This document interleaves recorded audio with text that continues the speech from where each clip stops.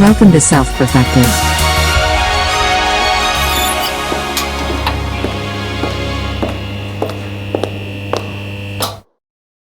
Christine. We're back. We are back. Hey, we're almost at episode 100. Really? What are we at? 99. No, Christine. See, That would be God, you haven't almost been here in a 100. week. We're at, I think this is 97. Okay, yeah, that makes sense too. Okay, fair. I haven't posted them in the last 2 weeks, so you would know more than me, Mitch. I know. But her Gotta not put the being female here in would there. make it seem like she would be behind, though. She would say like 95. Right. That's some Common Core math right there, guys. Yeah, 90. This is 97. This is 97. Nice. 97. Reminds me of 1997. Oh, yes. That was a great year. Ooh, yeah. Don't you guys remember 97? I do actually. I remember 97. I was in kindergarten. I thought 97. Really? Was like, yeah. Drake was still taking naps back then. Yeah. No. You were in young. We were 5. No, we were 5. I was almost in high school. Yeah. Wow. I was only Yeah. 4. Interesting. Total suppression from what happened when I was 4. Well, now that we've caught up on dates, how's everybody doing? Oh, awesome. Mitch, looks like you're at home in your office. Oh, yeah. Jake, you're in another office location I haven't seen before. Where are you at? In our new home. Christine Uh-huh. and I just moved in. Yesterday we had our first full day here. But we moved in over the weekend. And it's been a really busy weekend. Like we moved here. Yeah. We went to a homeschool convention, saw Ron DeSantis. We did our clubhouse, and yeah, now we're doing this. And then we've got a bunch of calls lined up for today. Nice. So it's been pretty nice. How does it feel to be in that new home? Oh, lovely. There's so much more space. Like we got here, like we packed up all our things. We got here and then we put all our things in the living room. And we're like, wow, we have so much space to fill. For those who don't know, Drake was living in a bachelor pad, right? So then he met Christine, and let's just say things had to change. Yeah. You can't live in a bachelor pad with 2 people. It's weird. With your wife. Oh yeah. Oh yeah. I think we quadrupled the square footage of our old place. Hey. Yeah. That's awesome. Nice. Very nice. The growth is measurable. That's pretty cool. Yeah. I mean, it's cool. I remember when we did that. There was like a little video we made a while back. I think it was even maybe before the podcast. Do you remember it was about relationships? Oh Yes. I think it was before the podcast. yeah. It was before the podcast. It was like me, you, Mitch, Asif and Kian. Kian.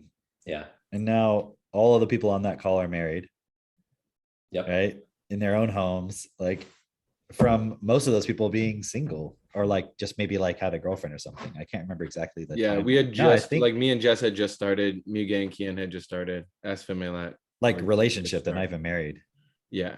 That's crazy. Yeah. Yeah. Look at that. It's cool. People get to see the growth. They get to see like we're not just talking shit. Like you get to see, and it's like on the one hand, people would want to think like, oh, you should just only show success and only make people think it's bigger than it is, or like you're better than you are or something. But people actually get to see the progression. Yeah. Mhm. That's the really cool thing about like watching you with the kids or Katie with the kids. Like, Which kids? your kids? What are you talking about? Like I just adopted 2 kids yesterday. La For those of you who Manchas. don't know, Wait, don't say it. Cameron adopted. I want to show everybody my new kids. kids. I want to show everyone my new kids. Well, here's one of my old kids with one of my new show them kids. your new kid.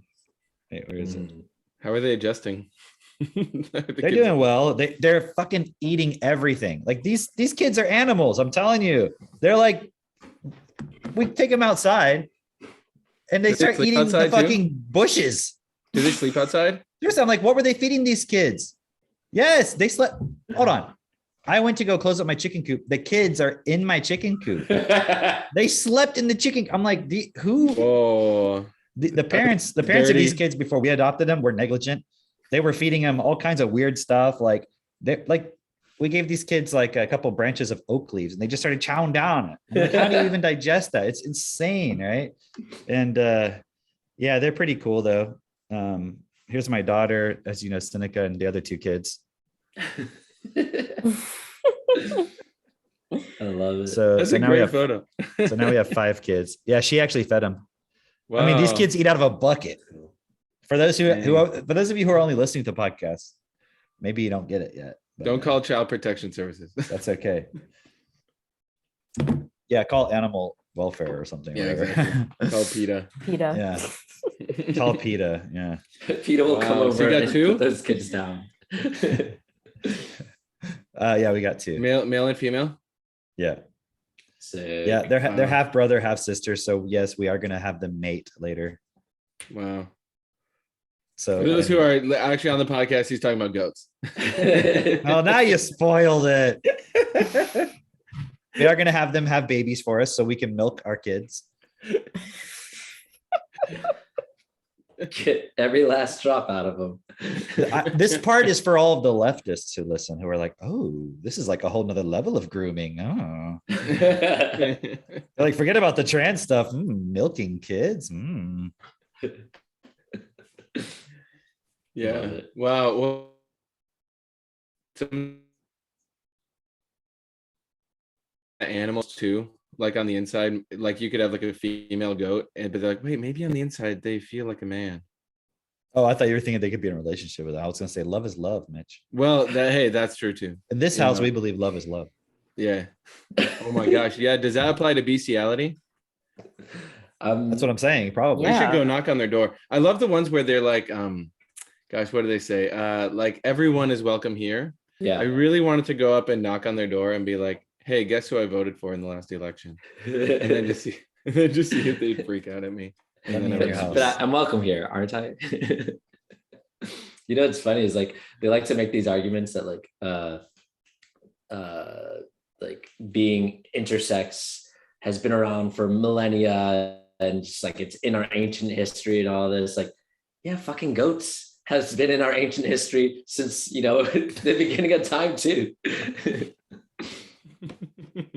That's true. That is true. Well, hey, don't give them ideas. Love is love. Love That's is gonna love. be like the next agenda. Disney's gonna be like, hey kids, have you ever thought about fucking a goat? I mean, why not? And then parents are gonna be like, I can't believe this shit that Disney's broken my kids with. All right, kids, yeah, you can watch one more episode, but god damn it, I'm outraged about this. They won't fucking turn off their Disney Plus. Like, give me a break. Okay. Talking about parents being outraged and doing stupid things. There was, you know, tragic event that happened this past week with the another school shooting, essentially, right? But this time it was really interesting just seeing on Facebook just a bunch of parents talking about like, we had a long hard prayer this morning, and then I sent my kids to school. And like, what the fuck? Like, But see, but that's what I've been saying, like, since that happened. It's like, okay, parent, you put your kids in school, right? You know that there's school shootings, right? You're aware that this could happen and no one expects it. That's going to happen to them. No one was thinking it was going to happen. Like, who the fuck ever heard of this town? Why would you put your kid in school another day? yeah. Right. Like, what are you thinking? You're like, well, I got to go to work. And I'm like, okay, that's fine. But then are you going to like make a plan to figure something out? And the thing is, I know they can't. Like, we understand they can't. They cannot change their vocabulary because people say like, well, how do you know techno tutor really is the key to supporting people to change and all that stuff? And it's like, well, first of all, if people could change any other way, why would they still be putting their kids in school? Why wouldn't they just be like, look, I'm not going to do this anymore. Okay, well, that means the mom or the dad, technically, one of them can't work. Okay, so let's just do that. And let's figure out how the other person can make more money. But they can't. Otherwise, why would they do it? Right. Why would a parent who apparently, let me ask you a question. Like, if you loved somebody, would you send them somewhere where it's a possibility that they could just be killed and targeted because of where they're at? You wouldn't do that. So how can the parents say that they love their kids? So either you have to say the parents don't love their kids or they love their kids, but they have no choice. They can't be making that decision knowing they can't be making that decision thinking this is the best thing for my kids. That environment. And plus you have bullying. You have all the weird sexual stuff that goes on in schools, like that people don't ever talk about, that is, especially in the lower income schools, like there's some serious stuff that happens in these schools. You know, plus you have all the other shit with the trans and all the LGBT. The influence of other kids. Like I remember when kids would start bringing phones to school and they could like find porn on their phone. Like, oh, look at this. I'm like, oh, you can find that online. I remember now it's like TikTok. Imagine now. What were you gonna say, Jay? I remember, like, because I grew up in a daycare. My family has had daycares since before I was born, and in lower income neighborhoods as well. And I remember, like, the kids would come from school to the daycare, and this was before cell phones were really popular in schools. And they were talking about like touching each other in the tunnels and things like that, and just like, it was stuff that like they knew they shouldn't be doing, but they were like, they saw it, like one of them saw it on their parents' like magazines or whatever. And it just kind of like, that was the thing that spread in those schools. And, you know, that's like, okay, that if that happens now today, that's like kind of light compared to what happens today in schools. You know what I mean? Like, it's just like, oh, okay, well, yeah, some kids are touching each other. You got some like 7-year-olds going like, hey, watch this Illuminati sex ritual I found online. Let's watch it together. Can you believe what they're doing? And like the pedos like getting rescued by Trump in the tunnels. And like and you're like, what the fuck? Why are these 7-year-olds even focused on this? Like, you know, what's also interesting is like, I've noticed a lot of kids, like especially 7, younger than 7, when they have a phone, the thing that they're attracted to is like something that like scares them, something that like like really grabs their attention, their energy, just like oh. And it's interesting because, I mean, okay, go over to your place, right, and your children, not the kids, but your actual children, they're not focused on like things that are energy grabbing like that. You know, they're focused on actually building things like reading. They're like building circuits. They're building a coat hanger. Like they're being creative. They're actually creating things and growing. Actually, Max is you know how you got those parents techno-tutor down the road, right? Well, so now we're developing that relationship and so forth, and the kids play together and everything. And it's cool now because, you know, the kid has techno tutors, so we can support him to develop alongside the kids. But anyways, Max is working on a circuit probably as we speak that he's trying to convince me is going to turn his new friend into a king snake.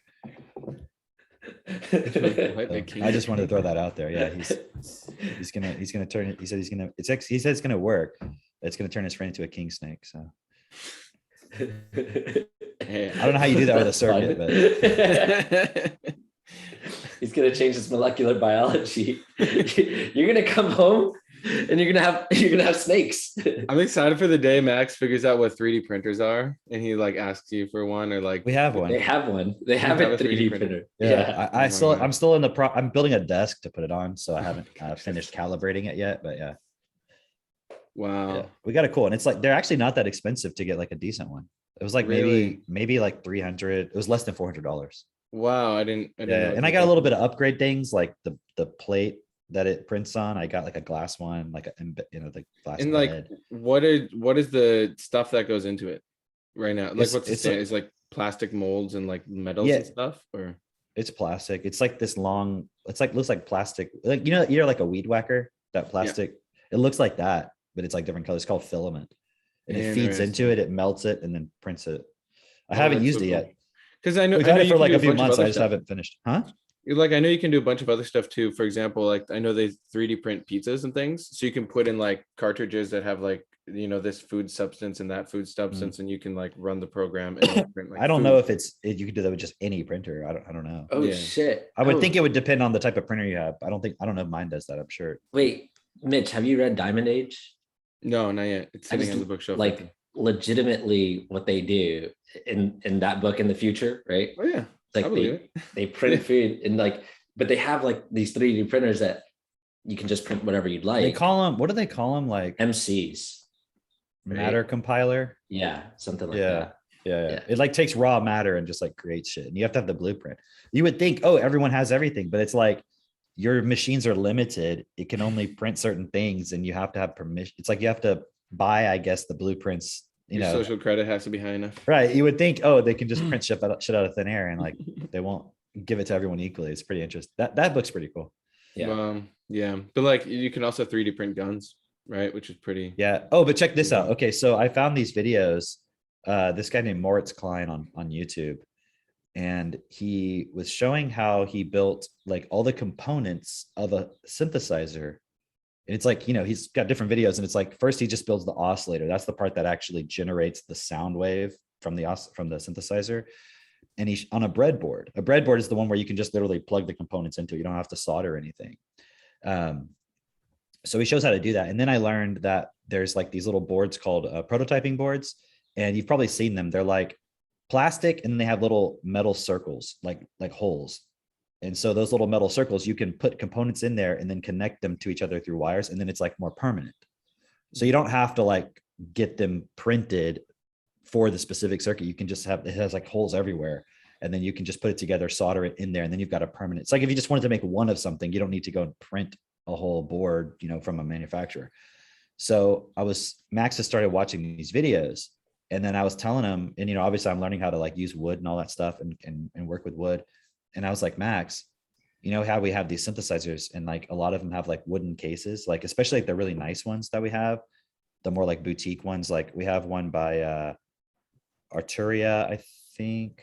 And then there's a lot of the Moog ones that, well, we don't have any really nice Moog ones with some, but the really, really nice Moog synthesizers have like wooden, like paneling and stuff. And I was like, Max, we could create our own like wooden paneled cases for synthesizers that you build and 3D print all of the knobs and face plates and all that stuff. And he was like, that's really cool. Yeah. So I'm kind of getting everything set up, because that would be, I mean, that was something I always wanted to do, is like create my own synthesizer, you know, that'd be really cool. And now the technology is there, you can make like crazy stuff. And he shows you how to make your own sequencers, your own filters, like everything. And it's like, he goes into all the detail of like the circuit diagrams and all that. And it's funny, we're watching it and I know Max is processing it better than me. Like I know he is, because there's parts where he says, and I'm like going back, I'm like, I don't understand what he's saying there. Max explains it to me. I'm like, okay, because he's studying it, you know what I mean? And he's playing with it all day and practicing that stuff. It's pretty cool. That's so cool. And like, so I got a call yesterday while I went to go pick up those goats, right? And as I was driving home, I got a call from Katie. It's a FaceTime. And actually it was just an audio call first, and it's Max's voice. And he's like, hey Cam, he's like, I want to FaceTime you. I'm like, all right, cool. So he put on FaceTime. And he's like, and all I see is like this battery, right? And he's like, look what I've got. Right. And I was like, what is it? He goes, it's a rechargeable battery. And then he starts like showing me all these rechargeable batteries and like the rechargeable battery case he got. Like they went to Tractor Supply to get some barbed wire for this fencing we're doing. And that was what he got while he was there. It was like a bunch of rechargeable batteries. It's like the first time he's ever bought rechargeables, right? And he was like, cool. So Katie got him that. So then he's like been playing with the rechargeable stuff and all that, you know. It's like that's what he likes to play with, you know. Yeah. Isn't that interesting? Yeah. I mean, yeah, like think about it as a parent, or as someone who wants to be a parent one day, or just someone who wants the world to be a better place. Like, isn't it pretty damn objective which one is going to create a better human? Like that, or like watching TikTok, being in school for 8 hours a day, and then like after school. And Drake, you've been to our house recently. Yeah. And like in the sort of living room area, there's all like the kids' toys are all in there. But Yeah. do you ever see them play with them? No. It's like they don't play with toys. Yeah. They have like they might play with like dominoes and build stuff, or like, you know, when they were younger, they would play like with Lego stuff like that, but they don't really play with toys. Like they have toys. The only time they really play with any toys, like in the bathtub.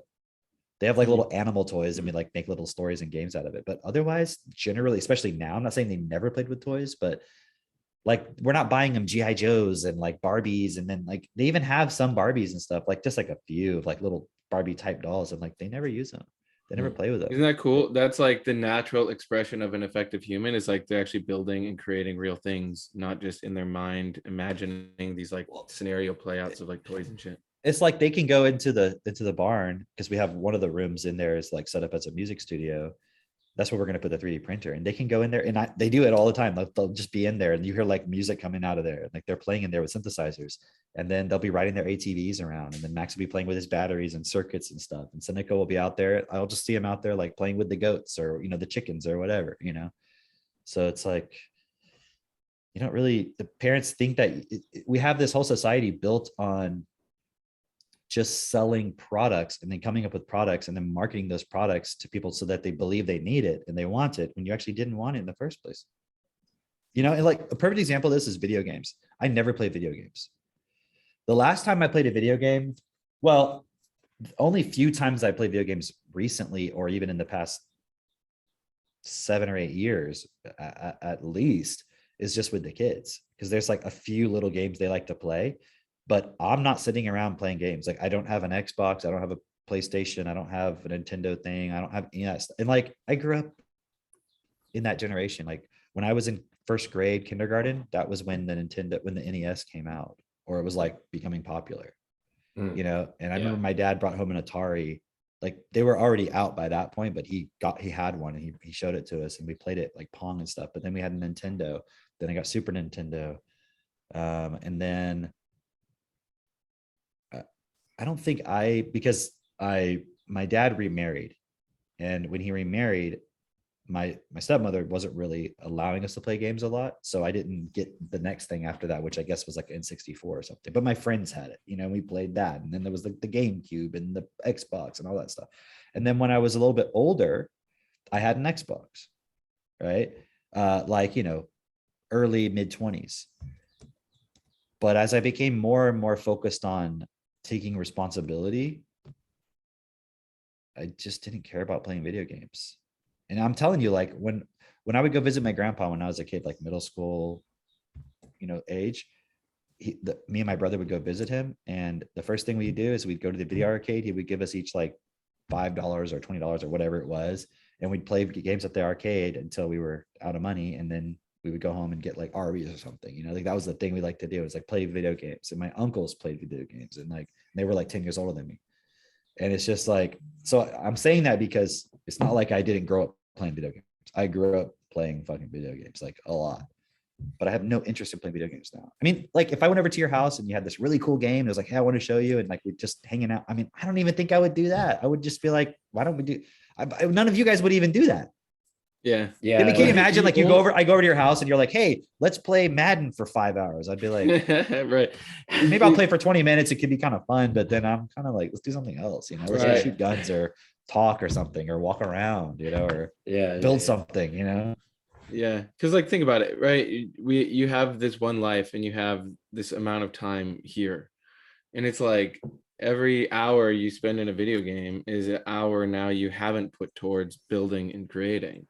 It's like, we don't really have time to fuck around either. I mean, the one thing I saw recently that was like kind of interesting, I brought it up on a podcast maybe 5 episodes ago, was Jessica's younger brother has this VR set, and I'm definitely not ever going to buy a VR set. I mean, maybe in 10 years because some practical reason or something.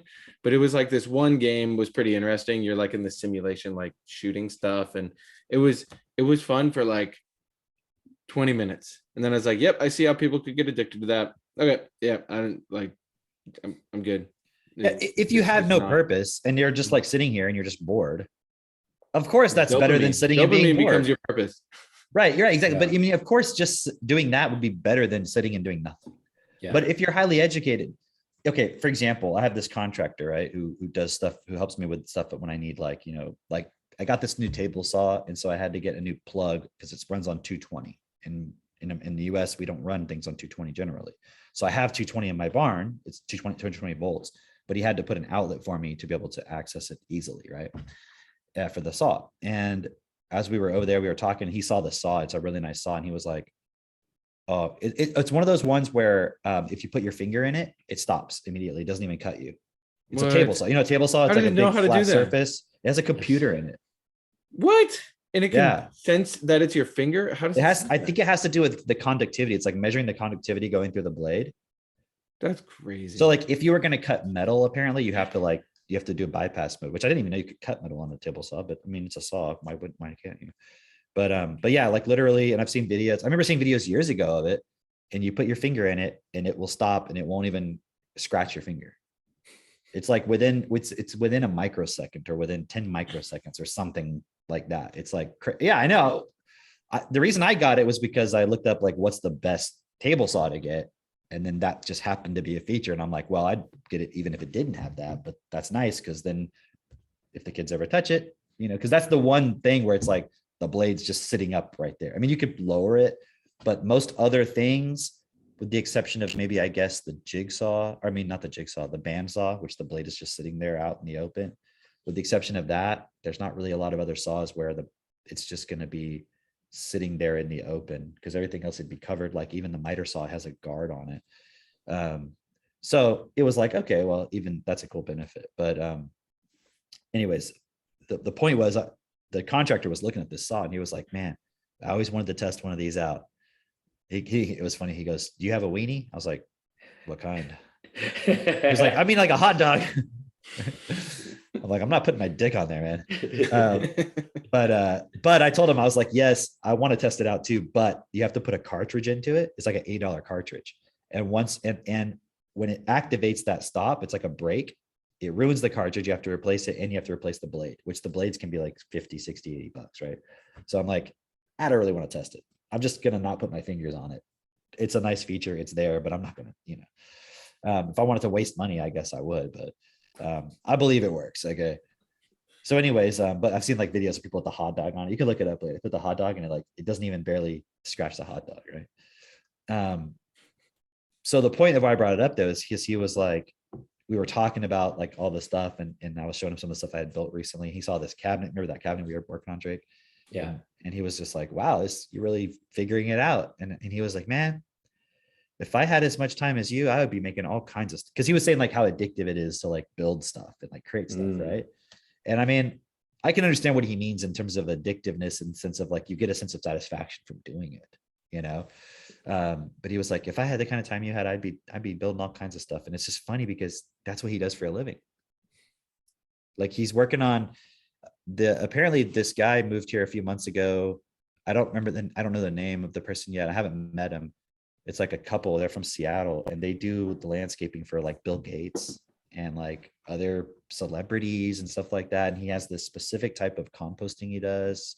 I don't know if it's unique to him, but he has a specific formula he makes where it's like they make the compost and squish it and make a tea out of it. So it's like a liquid that you spray on your plants. It's like a fertilizer. So anyways, he's here, lives in this town. There's a lot of really cool people in this town. But Brandon, this guy who's working with me, he's like doing all the work on this property. Like it's like $1 million barn that this guy built just to put his like, composting equipment in there or whatever. And so it's just interesting because he was saying, like if it was kind of like if he didn't have to work, you know what I mean? Because that obviously he's not creating that for himself. He's doing it because he has to work, right? And he's just saying if he had time, he would do that. And it's like, I was thinking about it, like how people say if people didn't have to work, like if they had enough money to survive, what would they do? They would just be lazy, right? That's the argument. But I'm like, this guy wouldn't be lazy. Yeah. Like I know but if you didn't have the vocabulary and the education of how to use all that stuff and how to actually do it and the self-confidence to do it, you wouldn't do it. Like, what would you do? Like, why would you be lazy if you knew how to make cool stuff? Yeah. Like, let me ask you a question. Is sitting around playing video games lazy? Not exactly. Like it's lazy to the extent that's like you're not producing anything. You're not taking okay, any but hear me out. responsibility. What if the video game you were playing wasn't a video game, but you were controlling a robot that was building a skyscraper? Would you call it lazy then?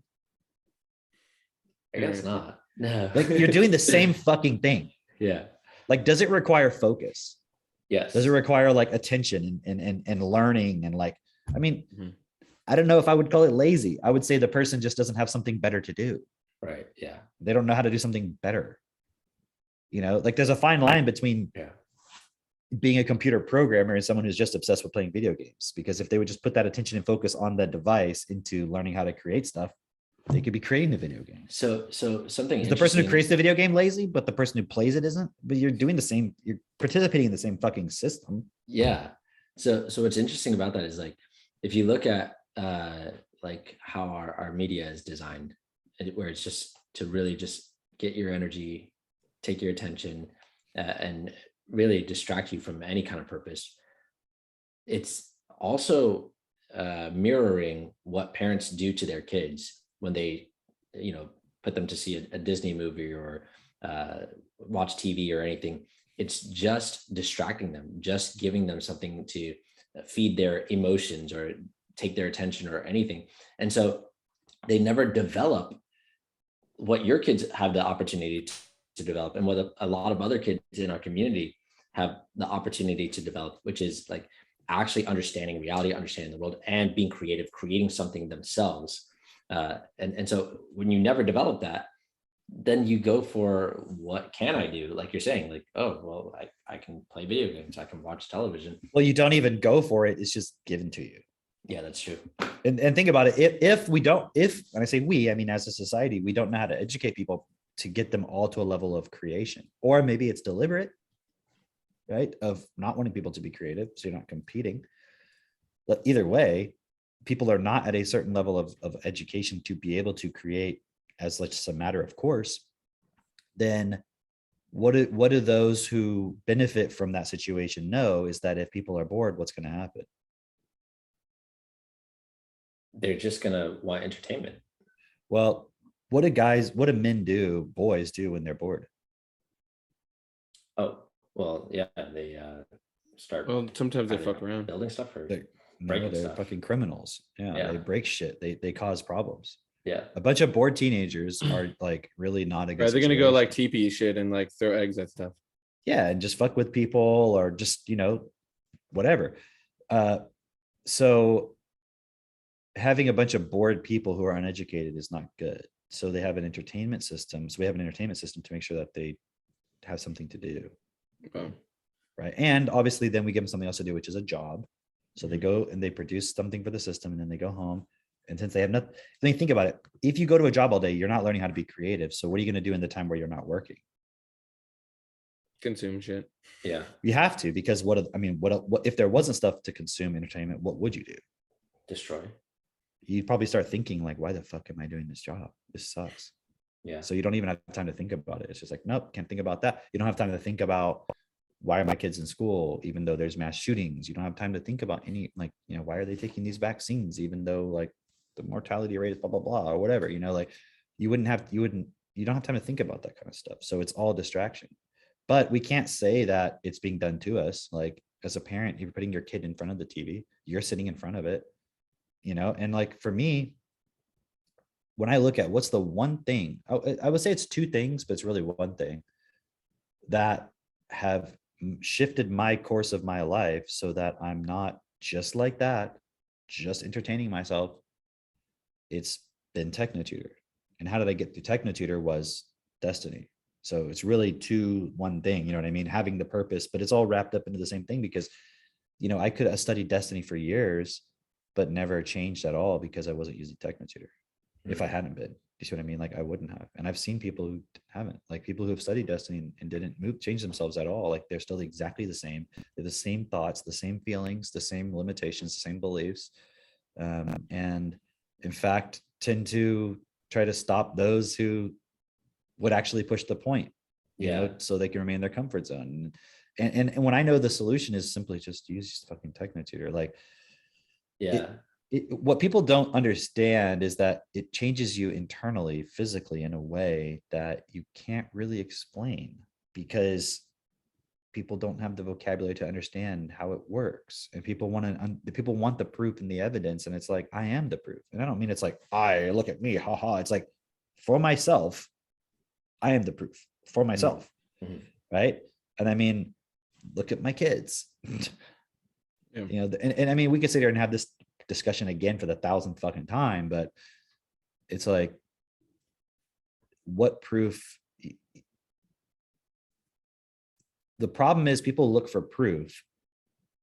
That is a type of proof they've been trained to look for, because that's a proof that can be manipulated, but it's not real proof. Like if you say, well, where's the scientific evidence? It's like, well, where's the scientific evidence for any of the other stuff you do? Because when you actually go and look at that scientific evidence of whatever it is, it's all bullshit. Yeah. It's all fucking biased and designed and done by the people who are just trying to sell you something. So, okay, we could do that. We could just create a whole bunch of fucking studies that just show what we want. And then you would do it, but then you wouldn't do it because you wouldn't actually, you wouldn't actually be like, oh, I actually need to do this. And I understand that I need to do it and why I need to do it. It's like that video you put in the team live chat of the banker who just showed like, oh, every time we cry, fear and doom with the climate change, it's like people invest even more. They spend even more money. The prices go up. And he's like, why would people do long-term just investing if they're afraid climate change is going to kill us in 10 years? The very people who are saying it's going to do that. Yeah. And then if you so look, all the scientific consensus says this, but the very same people promoting that are acting in the opposite way of what they're saying. Right. So explain that. Right. Exactly. And if you look at all the statistics that they use and everything, it's like, okay, but this is like been manipulated clearly to show whatever you want to show, weren't we all, I live in Florida. Wasn't I supposed to be underwater like this year? Isn't that what they said? Like by 2020, we'd all be underwater. We're on the second floor too. Perfect. You got another 10 years. Yeah. That's so funny. What I just was reminded of was so when Cameron, when you're explaining TechnoTutor and how it's like the missing piece that some people don't yet see. I'm rereading this book. I've read it a few times. It's called Where Good Ideas Come From by Stephen Johnson. It's really, really cool. He has some really cool vocabulary for explaining how innovation happens. I saw his TED Talk years ago, and then I got the book, and I could not process it because I didn't have TechnoTutor. But then I'm rereading it again now that I have TT, and he's basically talking, like, the whole premise of the book is like how you can keep getting good ideas and innovating and moving forward is by adding, like, basically putting more things on the table that you can do with. For example, like look at Max, right? If he only had access to circuits, but not, all the other stuff you're putting in the barn, he'd be limited in a sense. But when you can add circuits, and then you can add 3D printer, and then a saw, and then his ATV, he'll start being able to come up with really cool ways of even putting things together. And there's a term though that in the book they use, it's called the adjacent possible. And it's a really interesting concept. It's like how, for example, they give many examples in the book, but one is like with life. If apparently we did come from this primordial soup, and then some lightning hit it, and then all of a sudden we morphed into cells, and then the cells over time morphed into, bigger organisms, and then that turned into animals, and so on and so forth. If you buy into that belief of that's how where things came from, it's like you couldn't get a bird and a dolphin just from the first cells. It had to go to one level of innovation. And then it's the adjacent possible means now it opened up this, and then it opened up this. And so they're highlighting how, like, there's one particular bone that apparently evolved in like dinosaurs or lizards or something. And then that ended up turned into birds, and then that turned into the bird's wing. And it was like something that you couldn't have predicted that's how it would have unfolded. But my point for bringing this all up is what I've realized is TechnoTutor actually opens up the real adjacent possible. Because if you don't have that vocabulary physically integrated, where it's automatic and you're just now processing reality directly, you don't even have the possibility to now go and do something like really build an effective business, or really go be influential, or do anything outside of your pre-programming. And that's what I've seen has been so cool. And now I'm seeing the physical manifestation of that, like having this homestead, and now we have a kid on the way.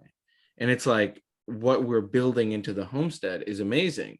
Like we got the chickens, right? We got a garden. We're adding new things here, right? We're always building our library, because now it's the physical manifestation of that too. So by the time we have, our kids, they're then able to take this thing to the next level. So we're basically just putting in building blocks, you know, and also building stuff, but it's like we're putting the pieces in place for it. It's really cool to see. So yeah. That's a really cool concept, Jason Possible. Yeah.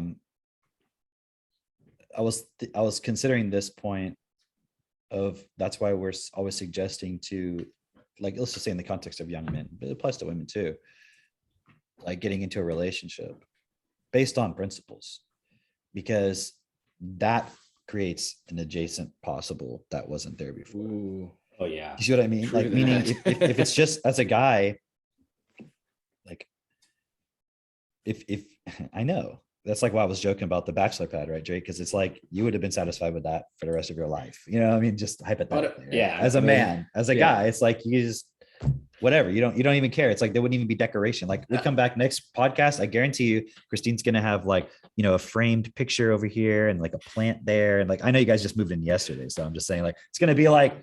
But if it was me, it would still look like that. And the only reason this is here is because Katie told me, well, you need this, and then blah blah blah, and put a plant there, and this and that, right? I would have done that. You know what's funny is before Christine moved into my place, it was just bare, like bare bones. There was nothing at all. And then like Christine was coming, it's just like, oh fuck. Like I need a rug, I need a carpet, I need plants here. That is pretty epic though, because like for those who don't know Drake and Christine's story, I'm sure you have it on your podcast, whatever, but like, or your videos, you know, whatever content you have out there, but like Christine wasn't into it necessarily right away, but Drake was persistent and you got her to come visit, and then you like sold her on the idea, and now look at you two. Yeah. So it's another testament to, like, I want to hear that from Christine's perspective. Ooh. What specifically? Did I just say Christine? Excuse me, God. Yeah. Blasphemy. What? You're banished. Exiled. Yeah, we just want to hear from your perspective. Like, what was that like of being hunted by Drake? Well, so when I joined Self Perfected, Drake reached out pretty quickly. Oh my gosh, he calls it reached out. Like it was a fucking sales pitch. Oh, Drake reached out. Essentially. But no, we developed a little bit of a relationship in terms of like we had regular weekly calls, I think like a month after I joined the group, and I had also gotten Techno Tutor. And he was kind of like trying to sell me on like a distributorship, and also I don't know, I guess he was also helping me because he had made a post in the Self Perfected group saying, hey, if you want some extra support, reach out and I can, do that. And I had actually commented. Yeah. See, in the world, we call it they call it dating, but we're like, hey, let's hop on a support call. This is the Self Perfected way. So anyways, we had basically started chatting pretty regularly because of that. He was like, okay, like, what do you want to work on? And at that time, I was more interested in using Techno Tutor to like help develop my like nutrition business that I had started previously way before Self Perfected. Which, by the way, real quick, sorry to jump in again, but like I was making a joke earlier, but I know Drake was genuinely trying to support you. I mean, I'm not saying he wasn't interested in you at all, but like, I know I'm just saying that for everybody else. Like he was genuinely like, let me support you. Right. Yeah. So just to throw that out there. 100%. And like, not just Drake too, like this whole community, like I was getting support from Mitch, from like Kian, from all this, a lot of people within this group and who I was willing to listen to, because just from when I joined the group, I was like, oh, these guys are actually serious about what they're creating and doing in this group and have real purpose and are creating the things that I want in my life. So I do want to listen to these people. So anyways, Drake was cool though. I knew he was had a little crush on me, but he played it cool. And, basically until I got my distributorship, that's when like, he was like, all right, time to go in for the kill kind of thing. Well, time to go for the close. At that time, I knew she's like, okay, she's aligned in purpose, it's just like, all right, cool. Like I was interested before. Now I'm really fucking interested. Like we're aligned in purpose. Let's do this. Yeah. So then we set up Did a Drake chat. send you any lists for Techno Tutor? And like one of them was like, I will say yes to Drake. And you're like, why'd you put that in there? No, don't not worry. yet. It's We part of the hadn't- deeper process. You're not in that level of DIP. We yet. hadn't gotten that far yet. We Yeah. hadn't sent Technotutor lists to each other yet. That came later. I did suggest to her, that she put into her Technotutor, I impressed Drake or something like that. Because she was like, oh man, like, because I remember we were working on something and it was just like, oh, I don't know if I can do this, but like, just watch in a couple of weeks, I'll get it done. You'll be impressed. I was like, yeah, you should put that into your Technotutor. I impressed Drake, you know? But yeah, go ahead. And I did. Did I follow through on that? I did. I might not have put that in my Technotutor, but I did follow through on what I committed to do order. Yes. Okay. Just to be clear. Cool. Yeah. But so then Drake, then we had a chat where he was asking me more directly on like what I wanted in a relationship and just like what I wanted in terms of like a family and all this kind of stuff.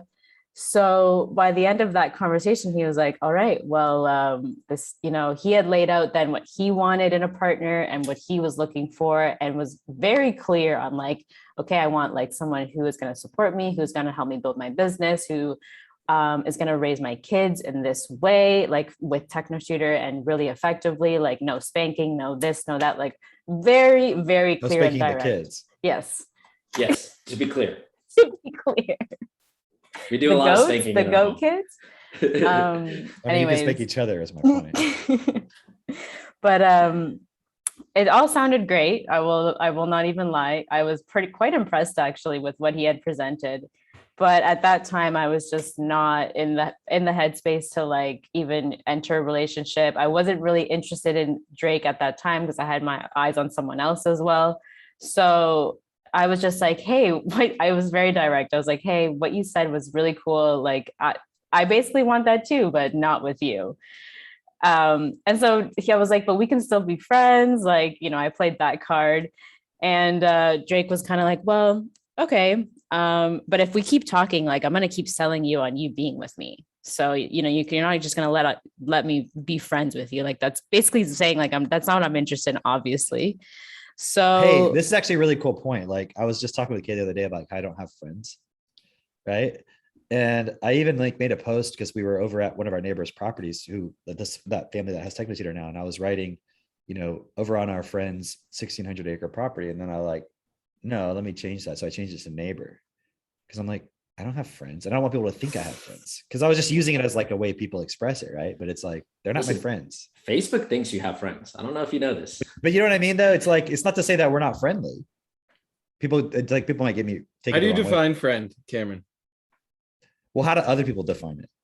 Well, yeah, it's someone you get along with, you talk about stuff with. Like, let's say there was somebody I knew here in my town and they didn't have Technotutor. They weren't walking these principles and they were saying, we're friends, right? Yeah, you'd be like, no. I mean, I might say like, I don't know if I would just want to say to them, I'm not your friend, but I would explain myself. You know what I mean? Right. I'm not your enemy. Right. But then I was looking at this point and I'm like, well, why do we even need that word? Because doesn't friend equal special? Mm-hmm. Yeah. There's like a separation then. Because let me put it this way. Is every single person in this world your friend? No. Right.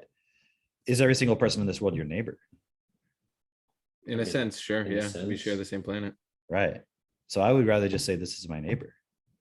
Mm-hmm. Right. And I understand the context.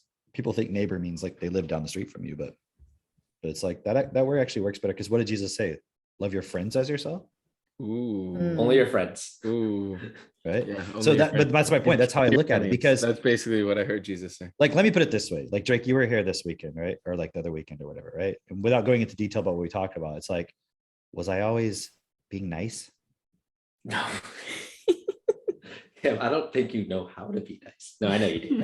I do, right? But like, but it's like, if I was your friend, then I wouldn't do that.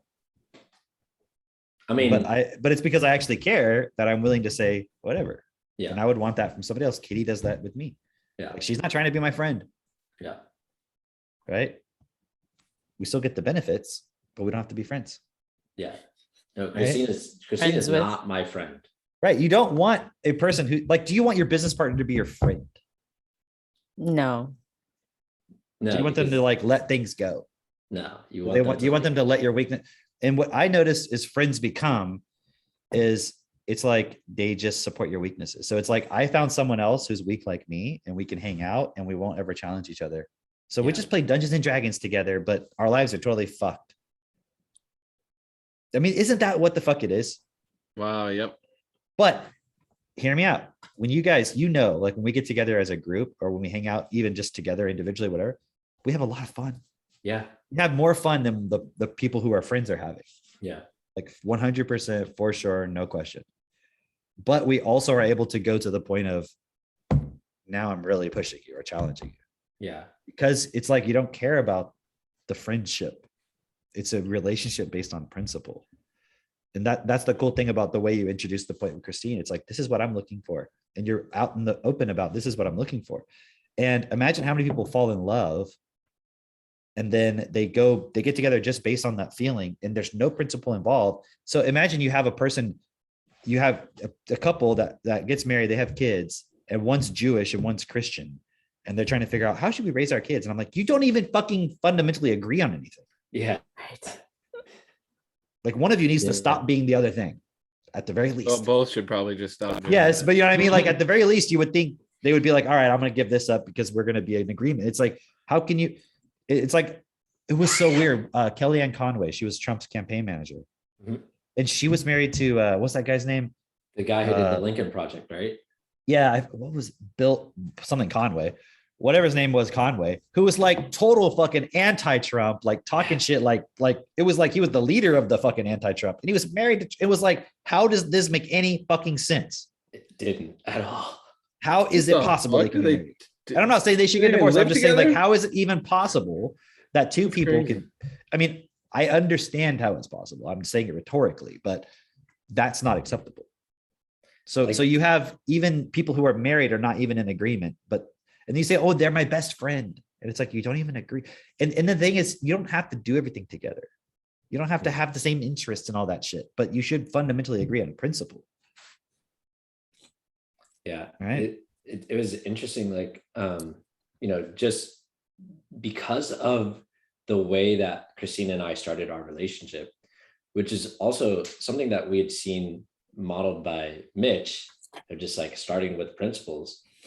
Like because of that, Mitch and Jess, obviously, right? Because of that, we were like, I knew, okay, this is what I want. We're going to base our relationship on these principles. We're going to have this agreement.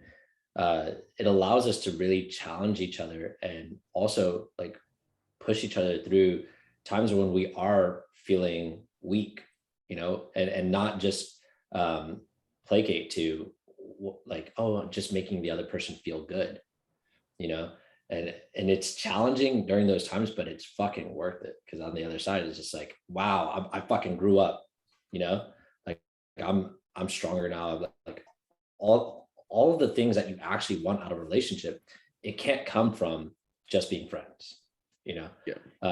Well, look what we've created just within a year. Like this coming Monday or Tuesday actually is a year of like when I went to go visit Drake for the first time. Like before we like wow. actually officially created our agreement and everything like that. Like this was just for us to meet physically so that it was like, okay, resonantly, are we good together? And then, yeah, it kind of just went from there. Yeah. That's so cool. That's so cool. Like now we're in a new spot, like, new Yeah. apartment, like, we've upgraded, like I have my own car. Drake has a nice new car. Like, now it's just like the next step, like starting a family. Rick, how many years ago did you buy Techno Tutor?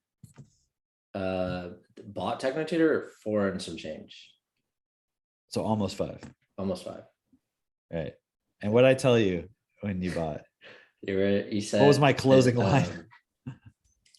It was interesting. It was like, okay, first off, you said, think about your life 5 years ago. Where were you? All right. Think about your life now. Has it changed much in those 5 years? And I was like, no. And you're like, would you 5 years from now, where do you think you're going to be if you don't change? If you don't do anything different? Like you've been trying all this other stuff, where are you going to be? And I was like, fuck. No. My life is getting worse over the last 5 years. I don't want to even think about like what's going to happen 5 years from now. Like that'll be terrible if I'm in this same position. And now 5 years from now, it's like, it's completely But different. what else did I say? The other thing that you said though, the other thing that you said was, okay, what if it takes you 7 years to completely like change the way that you think, the way that you do things, all of that, and then you don't see results until after that 7th year? Would it still be worth it? And I was like, well, fuck. I mean, I just went 5 years and I'm still in the same place. And then if I keep doing this for another 5 years, I'll still be in the same place. So if it takes 7 years to change all that, it would be worth it, because at least I'll be moving in the right direction. And then at the end of that 7th year, like I can grow exponentially. And you're like, okay, well, I mean, But hold on, there's one more thing. Like, when did I first meet you? 5 years prior, almost 5 years prior. And what else did I ask you? Basically, Do you remember? what was it specifically about? Like, Because I yeah. said, have you seen my life change in the last? Oh 5 yeah, years? yeah. That's right. So I was like, have you seen me? You've seen me on Facebook. We know each other, and we met each other a long time ago. We didn't really interact much, but you saw me. And I was like, Yeah. have you seen my life change in those 5 years? And you were like, yeah.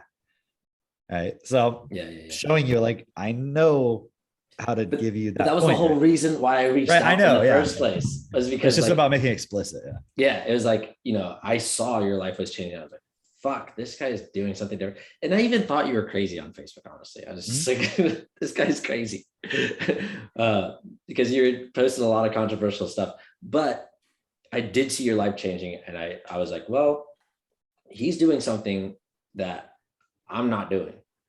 Let me find out about that. And you were always talking about vocabulary and having the fastest way to expand your vocabulary and grow your vocabulary. And I was like, I tried reading fucking dictionaries before, and that didn't really work out for me. I knew the importance somewhat of vocabulary. But kind of, you were making this point earlier about, there's a lot of people that they see, oh, okay, we need to change the world, or they get into spiritual stuff, whatever the case may be. And then you see them years later, they have not changed. Like, their life is not fundamentally different. They say things in this very,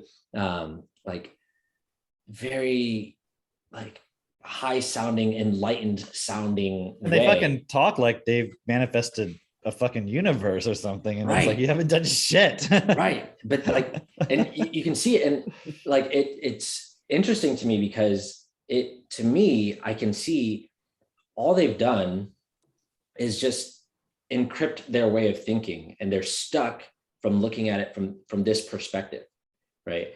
And the words that you use shape your thinking, right? And so they may have gotten new words, but they have no idea what that even means. They have no understanding of. It's a memorized vocabulary. They didn't exactly living the words. Exactly. Like, okay, if you just what is that Avery always says, right? If you didn't put it into your technotier, you didn't learn it, right? Yep. And Mitch, I know you have some things to say about this, but the interesting thing about that is, you can go open up a dictionary, read a new word or whatever, and you think that like, oh, I just learned a new word, a word that was foreign to you, right? It's I like just you learned read a new word. You read a new word. You read a new word, and because you can't understand it, because you're looking at it literally from the same perspective of just the vocabulary that you got when you were a child. And so, and if somebody thinks like, oh, that I can read it and learn it, it's like, but okay, go just read a phrase in quantum mechanics. You read it. You can say all the words. Did you learn anything? You didn't fucking learn anything. Yeah. Right. And somebody might think, okay, but if I use my techno tutor, I'll instantly remember the word. And it's like, well, what about all the words in the definition? Are those actually integrated effectively into you? Or are all those little tiny words fucked up too? So, I mean, it's going to take time. But like I asked you, if it took 7 years and then suddenly your life, you have the opportunity now for it to be radically different. I mean, what can I say? If you continue to live according to the programming you got in the first 7 years of your life, how are things going to work out? That's what is like, if you're 30 years old, you're just still living the first 7 years of your life over and over. That's all you're doing. You're just doing it in an adult way, in a different context. Yeah. But you're applying all the same emotions, the same decision-making points, the same reactions, beliefs, all the same shit that you were taught or learned in those first 7 years. So unless you change that, you're not going to get something fundamentally radically different. And is it going to take the same amount of time? Yeah, there's no shortcut. Yeah. Yeah. But I mean, fuck, like, why not take that responsibility now? But the cool thing is, as all of us have experienced, you see changes along the way, because it's not like you only get to see the change once you stop. Because I said that to you, but it's like, even if, would it be worth it? Because then it's like you're really committed and you don't know you're going to see changes along the way. Yeah. Like real changes, as you're already seeing, because it hasn't even been 7 years. It hasn't even been 7 years. I remember making a note, like when we spoke, like, okay, because I think around the time that we spoke, there was some solar eclipse or something like that. Oh yeah, I remember that. Yeah. And I was like, okay, I'm just going to mark this date, because 7 years from now is I want to see where the fuck I am. Like, you know, if I do this, I'm expecting some big changes in my life. And it hasn't even been 5 years. It hasn't yet been 5 years. And there's been huge major shifts in my life where it's just like, would you say you've totally eclipsed your past?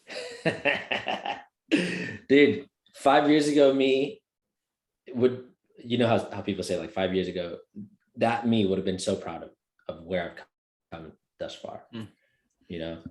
And wow. And it's interesting because like, I didn't actually expect this, but it's what I wanted.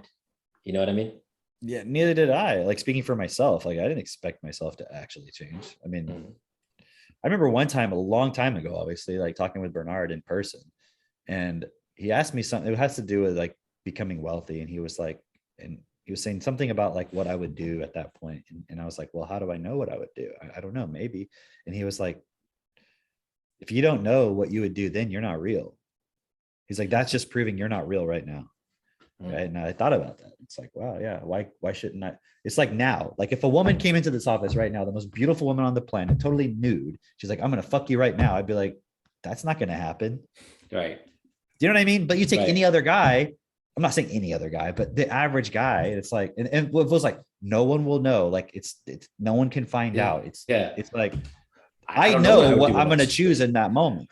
Right. You know what I'm saying? Yeah. And like somebody was telling me the other day, we were talking about something, and they were like, oh, because I got invited to this thing like in next month, some ribbon cutting thing here, and like the president of a major university is going to be here, a bunch of retired 4-star generals, like the head of an Air Force base here, the head of like strategic command or something is going to be there, and like this guy in town who I know wants to introduce me to all these people, right? And so I was just talking about this with somebody, and they're like, oh yeah, you could like sell techno to the military. And I'm like, that's not going to happen. Right. And he was like, what if they gave you like $1 billion? Like literally just, and I'm like, I'm going to make $1 billion. I'm not worried about it. That's not how I'm going to do it. It's not going to happen. He was like, really? You wouldn't do it for, I'm like, I'm not worried. I'm not trying to become a billionaire quick. I'm not worried about it. I'm certain. I'm not worried. That's not going to happen. So it was interesting because he was just like, what? I'm like, that doesn't matter to me. What matters to me is the result and what's the effect. Right. So that's what I was thinking, because that clicked on a whole new level, because I'm almost at my 3-year mark of using TechnoTutor. And hear me out real quick. Sorry to interrupt you. I just want to make this one point, because people might think I'm just speaking hypothetically. I'm actually meeting those generals. They actually are interested based on what other people have told them so far about what we're doing. Yeah. And I've already gone through this before, where people who are at the head of like cybersecurity for like very big places who are very interested. I'm like, I'm not selling it to you. Like, this is not like a hypothetical thing I'm saying. This is a real thing. So I'm just showing you like real time, actual principled decisions. And, you know, people may not understand that decision. That's fine. I understand that, but there is a reason behind it. But my point is, assume for a moment that it's a principled decision. I'm just showing you it's not about money. It's about principle. Right? Because if you don't have the principles, the money doesn't matter. But if you have money, principles and no money, you're fucked also, aren't you? Yeah. Right? Yeah. Because like, I see the growth of the group, right? And Self-Perfect has been around for what, 2 some years now. And like, for the people who have been going at it, right, and doing the process every day, even when no one's watching, Like that is so awesome, because that's basically like creating this whole shift like we've never before seen in the world. And for the people that have, you know, gone and, you know, fallen a bit and faltered or whatever, like keep fucking going, because right, Stand we're back all up. Yeah. yeah, just get, yeah, don't go into the pity. And That was that's just a what- part of your process. It's okay. Now stand back up. yeah, because like that's what I noticed, like different times where I've fallen, I've actually been, I'm not gonna say grateful for the fall, but it was like I was grateful for the awareness that I can trip and fall and get right back up, because it's who I am. But I had to, you know, in a way, I basically had to prove that to myself. And now I see it, and I'm like, okay, I'm not gonna fucking fall anymore, you know, or maybe I will fall here and there, but it's like it's not my intent to fall. It's my intent to just go steady all the way. I love that, because we're, like you said, Cameron, we're not here to become billionaires quick. It's not the name of the game. We have all these people like, oh, you should redo the TechnoTutor website. You should do this marketing plan. You should do this. It's like, how about you get TechnoTutor and then do the process with us? You implement some of those things. Like you do that. Well, I know how you can do all this and generate all these things and leads and all that. And I'm like, okay, become a distributor and just apply Yeah, that. it's like, how about So are we you just read the talking principles shit or are you just together? trying to sell me on your fucking lead gen? Like, yeah, great. Right. And that's what is just great, because like going back to that concept of the adjacent possible, like think of all the new possibilities now opening up, because we have like, I mean, we almost have 2,000 members in the group. Like more and more people come on every hangout. It's just steadily growing. It's so fun to see. And now with especially, you know, more couples getting married, more couples having kids. See, and hold on, that's part of the process. Yeah. So somebody might want to look at from the outside and be like, oh, you should grow faster, or you should already have this or that. And it's like, this, what you're seeing, the growth is the process. Yeah. The people getting married, the people starting to sort out their bullshit. Like that to me is more important than did they today make $100 million? Because this is the pathway to get to that part. So when you do have that, you also have the principles to do what is best with it, because there's already people that are billionaires. The point isn't just to become a billionaire. There's already billionaires. That's not in itself the solution. Yeah. It's learning to live from principle and make the principled decision. And there's many people, myself included, who have had to be tested over and over and over within that point. So that when you get, it's like, imagine if you've been tested to the point where you now know you will not falter. That's when it can come in. So stop looking for that. Ask yourself, what are my fucking limitations? What am I afraid of doing? Focus on that. Don't use your lack of apparent success as an excuse. There's a great blog that took me a while to process from Bernard. You guys might know the one that I'm talking about. It's the one about successful failures and success, like success. Do you know which one I'm talking about? I'm gonna look it up. Yeah, it's Success and Reward. It's day 21. Can you post it? oh really? Not the success and Actually, how to no. face success? No, not that one. The one where it's like failure is the roadmap. I think you're actually right. Yeah, I'm looking at it now. It's not the one I was looking for. I just assumed it was that one. Here, I think it's called Success in 247. Let me see. Oh, dang it. Yeah, I think that was it. Yeah. I literally Dang just it. passed by it. Day Dang it. 247. A reading Failure. from I want to just read a little bit real Rechargeable. quick. Okay. So Okay. I know we're like almost done, but failure is positive feedback. Success is negative feedback. This is life enlightenment. This is understanding self-interest to establish what is best for all life. What is best for all life is not success. It is simply the consistent equilibrium of forces in a way where all parts optimally experience themselves as what is best for the particular form that life takes in that moment. Success is where a particular form grants itself more value than what is best for all life. Failure is simply when what is best for all life is not yet the normal functioning of life. Failure is a way of instruction. Success is a way of delusion. Failure brings awareness. Success brings blindness and ignorance. Failure produces the ultimate understanding. Success is when nothing is learned from failure. Failure is the state in which all beings exist, when the relationship between beings do not produce a reality that is best for all life. A successful failure is when failure is taken personally and the purpose of failure is not grasped. because failure has been changed into the illusion of energy and is experienced as some form of feeling. Failure, when grasped, is the map in the road to self-perfection. Unfortunately, on all levels of the human civilization, failure and success have been demonized as energetic forms with control and misdirection over the laws of physics that governs the existence of form and information. Do not allow yourself to be mistaken by giving failure an energetic personality. Without failure, self-perfection is impossible. Without failure, birthing harmony on earth is impossible. Without failure, perfecting individualization is impossible. Without failure, enlightenment perfection is impossible. When failure and success become energized personalities, only consciousness exists and life is nowhere to be found. There is a way with which you can assist yourself to clarify your relationship with success and failure and to bring it within a harmony so that you can learn from it. And then you can do that through DIP is what it's saying. Think about how people look at the word success and failure in the context of like motivational self-improvement, business success stuff. Like, what is success? When someone says, I'm successful. People think success is like you've achieved your goals, you're making more money than you were before. Right. It's like, I'm a success. I have success. It's like, I was talking with someone the other day and they were like describing themselves as a successful person. And I'm like, you're not successful. You know, they're financially free, right?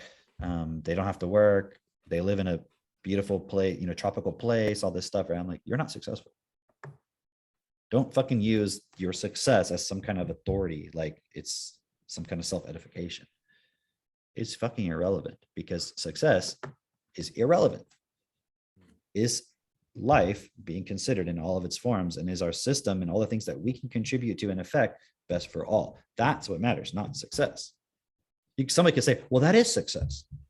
No, that's not how we use the word success. That's not how we define success. Yeah. Success means I win. That's how people use it. That's what it means in our world. So all we really need to look at is failure. Where are we failing to make sure that children have enough food? So how can you say you are successful when there is a child going without food? How are you going to say I am successful? At what? Right. That's like saying Jack the fucking Ripper was successful. So success doesn't mean jack shit. Yeah. What matters is the failure to do what is best for all, learning from that, and then putting the things in place so that that equilibrium is maintained. Because then it's like life is always constantly expanding and growing, and your success will be irrelevant. Like if every day is an amazing day, why the fuck do you care about success? Because every moment would be in the context of how you're thinking about success, it would be a success. But it would always be an improvement, or we would just be like, you don't need to improve anything right this very moment. You always have to be improving. You always have to be succeeding, right? But in the context of the world we live in right now in the system, I understand we have to play with that. And we have to show that we're successful so people will listen to us, because that's what they're looking for until they can get the education process.